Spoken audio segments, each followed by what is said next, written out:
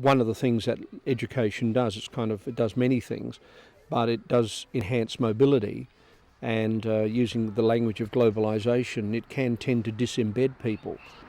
As a consequence of that, generate, for want of a better term, kind of discontent about where you are. A colleague of mine in Canada wrote a great book. It was about schooling in a rural community and the ironic dimension of it, and he sort of talked about, is it learning for staying or is it learning for leaving?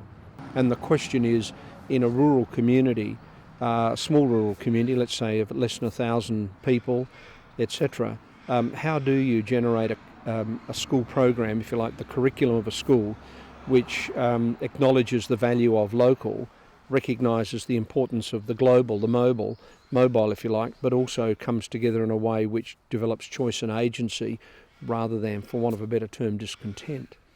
I've been at Flinders University now as an academic for around about 12 years, and in the last 5 years I've had a particularly significant focus on rural education and communities. Historically, in terms of the education bureaucracies in Australia, rural education is where you go to commence your career as either a teacher or a leader, and then you work your way back to the city.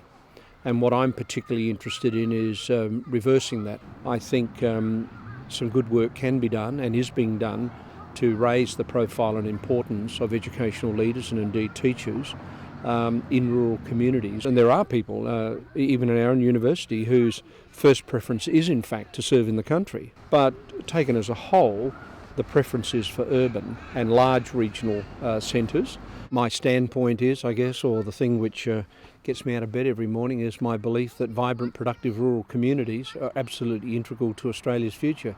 When you take out of rural communities essential human services like education and health and a few others, what you do is begin to impact, in my view, quite negatively, in fact in some instances very negatively, on the capacity of a town to generate a base for sustainability.